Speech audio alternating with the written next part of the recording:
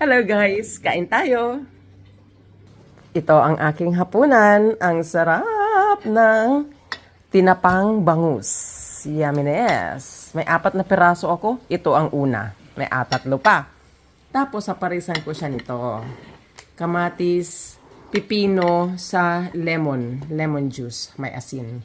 Siyempre, hindi mawawala ang rice kasi tinapa yan. Ito ang sahabi ko. Tingnan mo naman, parang nirasyonan lang siya na. Parang bilanggo. May rasyon lang siya. I'm on rations. That's it. There you go. He's gonna add some rice. Pamparami.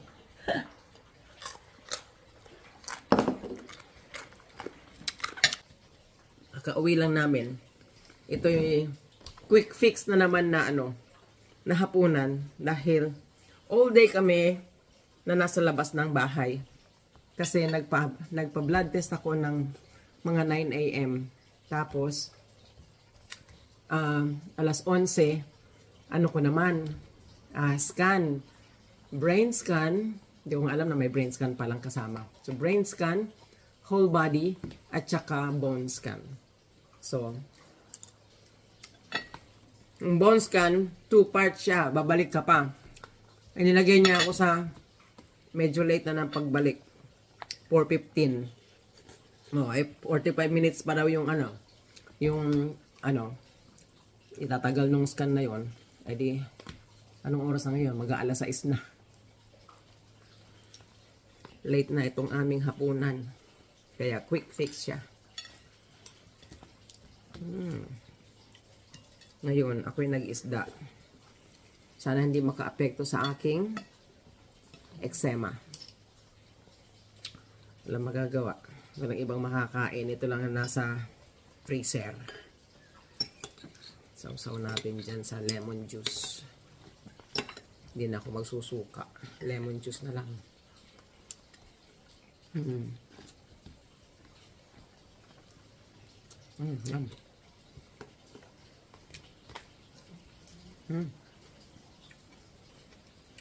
Rock. Tagal ko na nakakain ito. Sarap. Namiss ko. Nakakamiss.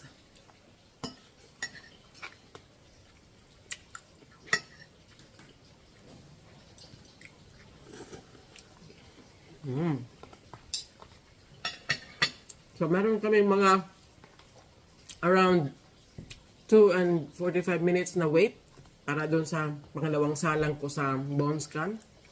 Hindi na kami umuwi. Kasi matraffic.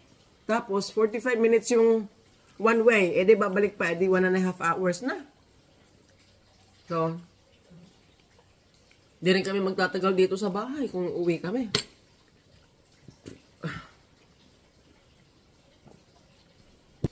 Kaya, hindi na kami umuwi. Doon lang kami sa isang mall naghintay. Nagtanghalian kami sa kasi fasting yung una eh. Yung CT scan. Fasting siya. So, nagtanghalian kami pagkatapos nun. Sa where did we have it? Subway. Nag-subway na lang kami.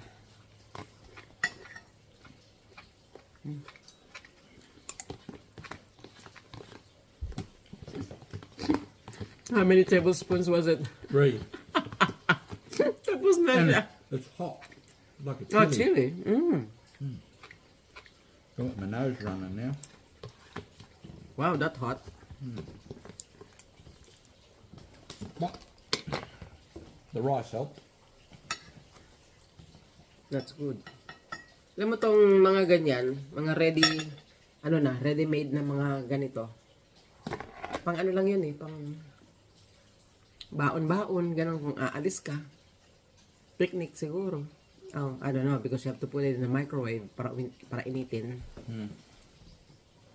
Pang quick fix nga. You could Dahil probably, ito, pag you could probably boil water and have them sit in the water and heat up. I don't know. Either one. Parang kapag pecha de peligro, ano pa rin siya? Nutritious.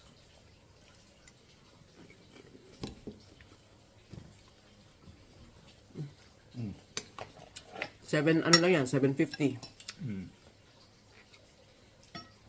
Yeah, that every night you'd lose weight. Mm. 12 months you'd be a skeleton. No, you're right. It has 30 grams of 30.6 grams of protein in that. Did it? Mm-hmm. Well, there you go. That's what it says. What's in it? Beef? Had pulled beef. That was nice. It was a smoky flavour, but hot. And the mashed potato had some sort of spice in it. Sweet potato it was. Yes, some sort of spice in it. And admittedly, I put heaps of pepper on it too. Or maybe it has paprika. I don't know what it had in it, but some sort of spice in it. But it's all right. Tastes all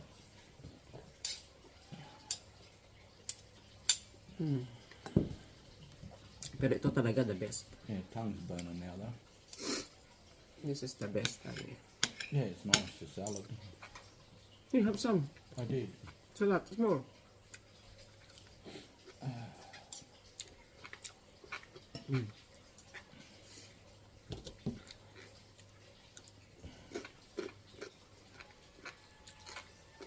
Ito na ang aking pinaka-fiber.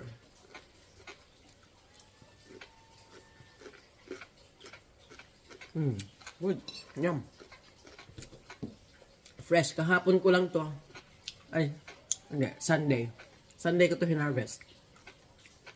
Was that ours? Tomatoes ours? Tomatoes off the tree too? No. We've got a nice ripe one out there. Yeah, I one. took it in. It's only small. Nothing like fresh fruit. Yeah. No.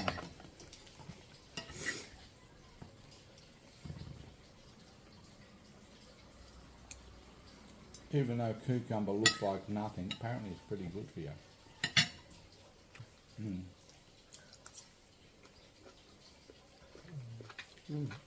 Well, thank you, darling.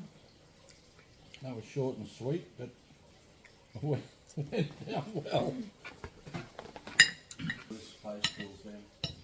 Iwan na naman ako mag-isa dito sa mesa. Wala na naman siya natapos.